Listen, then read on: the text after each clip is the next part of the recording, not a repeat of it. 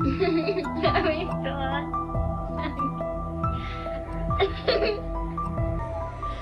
Make me yard.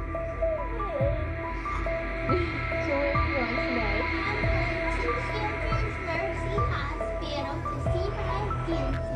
Hai guys, makasih udah klik video ini. Semoga kalian semua sehat and always happy. Amin amin ya robbal alamin. Who's there?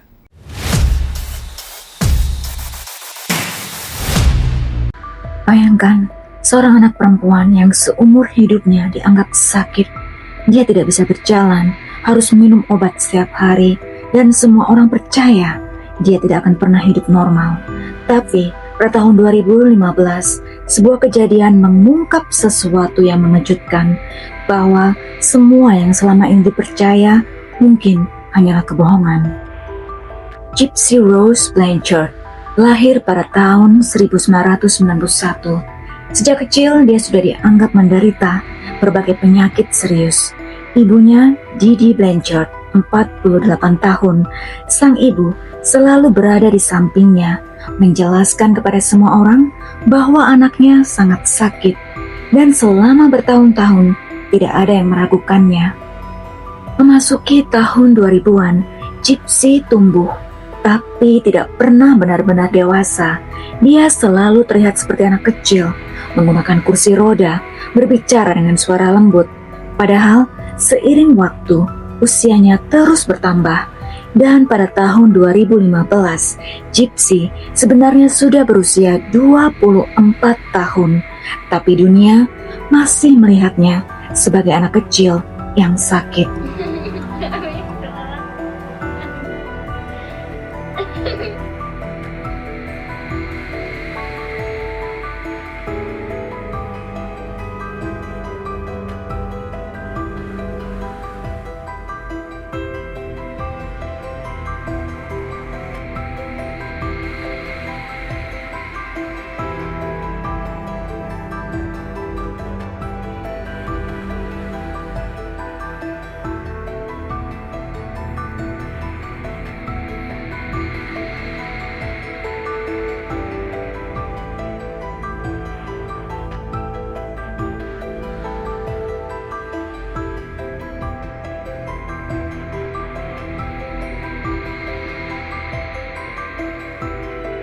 Beberapa dokter mulai merasa aneh.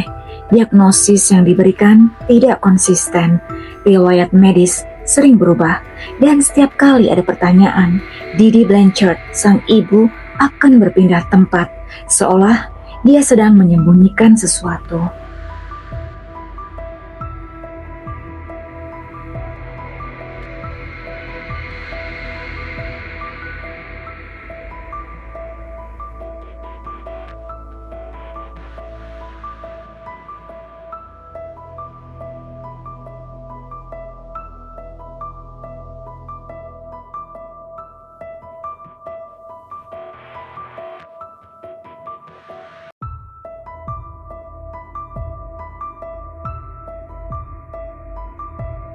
Ternyata, mind-blowing-nya yang tidak diketahui banyak orang, Gypsy Blanchard sebenarnya bisa berjalan. Dia tidak lumpuh, tidak sakit, seperti yang diceritakan. Semua itu dibuat oleh ibunya sendiri. Selama lebih dari 20 tahun, dia hidup dalam kebohongan yang sama. Memasuki tahun 2015, Gypsy mulai berubah. Dia mulai menyadari bahwa hidupnya bukan miliknya. Dan untuk pertama kalinya, dia mencoba melawan. Diam-diam, Gypsy berkenalan dengan seseorang di internet. Namanya adalah Nicholas Goodjohn, 26 tahun. Dan dari situlah semuanya mulai berubah saat itu. Pada bulan Juni 2015, sesuatu terjadi. Didi Blanchard ditemukan meninggal di rumahnya, dan Gypsy Rose Blanchard menghilang. Dunia langsung terkejut. Bagaimana mungkin seorang gadis yang tidak bisa berjalan bisa pergi begitu saja? Beberapa hari kemudian Gypsy ditemukan, dan saat itu semua orang menyadari sesuatu. Dia bisa berjalan, dia tidak sakit, dan selama ini semua yang mereka lihat adalah kebohongan.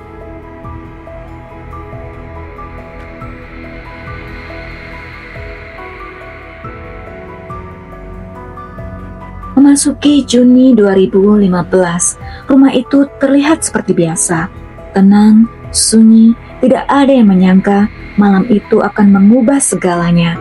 Di dalam rumah itu, ada 3 orang yang terlibat dalam satu keputusan. Gypsy Rose Blanchard yang selama bertahun-tahun hidup dikendalikan, dan seseorang yang dia kenal dari internet, Nicholas Goodjohn. Malam itu, semuanya sudah direncanakan. Bukan keputusan yang terjadi tiba-tiba, tapi sesuatu yang perlahan terbentuk. Dari keinginan untuk bebas, Gypsy menunggu di dalam rumah, sementara Nicholas masuk ke kamar ibunya Gypsy. Dan di saat itulah, sesuatu yang tidak bisa diulang terjadi. Tidak ada teriakan yang terdengar keluar, tidak ada yang menyadari apa yang sedang berlangsung. Hanya satu ruangan dan sebuah keputusan yang mengakhiri segalanya. Korban dari semua ini adalah Didi Blanchard, dan setelah itu tidak ada jalan kembali. Beberapa jam kemudian, rumah itu kembali sunyi. Gypsy dan Nicholas pergi, meninggalkan segalanya di belakang.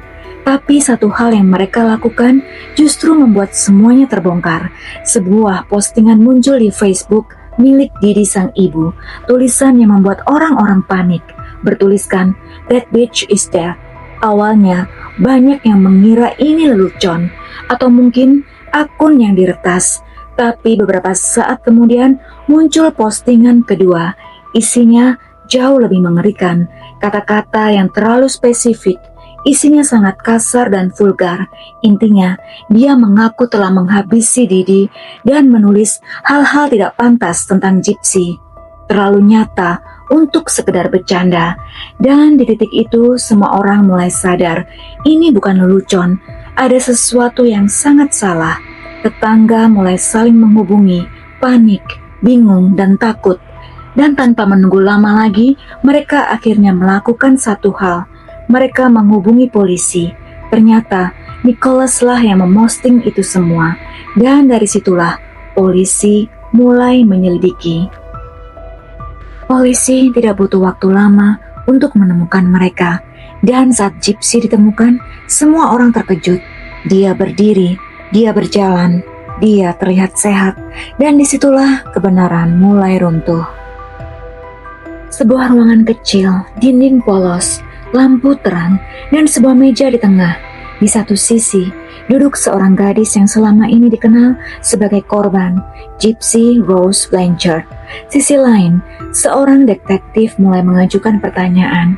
Awalnya, Gypsy terlihat tenang, bahkan terlalu tenang.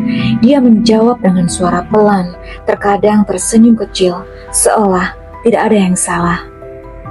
Tapi justru itu yang membuat suasana terasa tidak nyaman. Detektif mulai menyadari sesuatu. Cerita yang disampaikan tidak sepenuhnya masuk akal. Ada bagian yang berubah, ada detail yang tidak konsisten. Dan semakin lama, tekanan mulai terasa di ruangan itu. Pertanyaan mulai diarahkan lebih dalam tentang malam itu, tentang apa yang sebenarnya terjadi. Dan untuk pertama kalinya, ekspresi Gypsy mulai berubah. Dia terdiam, matanya tidak lagi fokus, seolah sedang mengingat sesuatu yang berat. Lalu perlahan dia mulai berbicara tentang seseorang yang datang malam itu, Nicholas Goodjohn. Dan disitulah semua mulai terhubung. Di ruangan lain, Nicholas duduk sendiri, berbeda dengan Gypsy. Dia terlihat gelisah, tangannya tidak diam, tatapannya tidak fokus. Pertanyaan yang sama diajukan tentang malam itu, dan jawabannya lebih langsung, lebih jujur. Tanpa banyak emosi, dia mulai menjelaskan perannya. Dan dari dua cerita yang berbeda itu, polisi akhirnya melihat gambaran yang utuh. Gypsy kembali duduk di ruangan itu, bukan lagi sebagai korban sepenuhnya, tapi juga bagian dari sebuah rencana. Dan untuk pertama kalinya, dunia melihat sisi lain dari dirinya. Selama bertahun-tahun, Gypsy Rose Blanchard hidup dalam kendali penuh. Dia tidak punya kebebasan, tidak punya pilihan, bahkan tidak punya identitas sendiri. Setiap hari, hidupnya diatur oleh Didi Blanchard, sang ibu. Dan semakin dia tumbuh dewasa, semakin besar keinginannya untuk lepas. Tapi setiap usaha untuk melawan selalu gagal. Dia dikontrol, dia dimanipulasi, dan perlahan dia merasa terjebak. Sampai akhirnya dia melihat satu-satunya jalan keluar, bukan untuk balas dendam, tapi untuk bebas. Dan disitulah semuanya berubah menjadi sesuatu yang tidak bisa diperbaiki. Setelah ditangkap, kasus ini langsung menjadi perhatian besar. Publik terbelah. Sebagian melihat Gypsy sebagai korban, sebagian lagi melihatnya sebagai pelaku. Dan akhirnya pengadilan memutuskan Gypsy Rose Blanchard mengaku bersalah atas perannya. Dia dijatuhin hukuman 10 tahun penjara dan menurut informasi sudah bebas di tahun 2023 atau lebih awal. Sementara itu, Nicholas Gudgeon dianggap sebagai pelaku utama dan hasilnya jauh lebih berat. Dia dijatuhi hukuman penjara seumur hidup tanpa kemungkinan pembebasan bersyarat. Kasus ini tidak hanya meninggalkan satu cerita, tapi banyak pertanyaan. Apakah Gypsy adalah korban yang akhirnya melakukan hal yang salah, atau dia tetap harus bertanggung jawab atas pilihannya? Dan apakah seseorang yang hidup dalam manipulasi selama puluhan tahun bisa benar-benar dianggap bebas dalam mengambil keputusan? Kasus Gypsy Rose Blanchard bukan hanya tentang kejahatan, tapi tentang manipulasi yang berlangsung selama puluhan tahun, tentang seorang anak yang hidup dalam kendali, dan tentang keputusan yang akhirnya mengubah segalanya. Secara medis, perilaku sang ibu itu bisa termasuk gangguan mental yang dikenal sebagai Munchausen Syndrome by proxy. Sekarang istilah resminya Factitious Disorder Imposed on Another. Ini adalah kondisi di mana seseorang, biasanya orang tua, sengaja membuat, melebih-lebihkan, atau memalsukan penyakit orang lain. Dalam kasus ini, anaknya sendiri. Dia diduga mengarang berbagai penyakit untuk Gypsy Rose Blanchard, memaksa penggunaan kursi roda, memberi obat yang sebenarnya tidak dibutuhkan, mengontrol seluruh hidup Gypsy. Ini bukan hanya tentang kejahatan, tapi tentang batas antara korban dan pelaku, tentang bagaimana sebuah kebohongan bisa membentuk kehidupan seseorang, dan tentang satu pertanyaan yang sampai sekarang masih belum punya jawaban pasti. Jika kamu berada di posisinya, apakah yang akan kamu lakukan? Kadang, hal paling menyeramkan bukanlah hantu, tapi kebenaran yang disembunyikan terlalu lama. Seperti biasa, jika kamu suka video ini, please beri like, subscribe, and comment. Dan ini adalah No Face Project. Di balik wajah yang tak terlihat, selalu ada cerita yang ingin disampaikan. Thanks for watching, stay spooky, and see you later.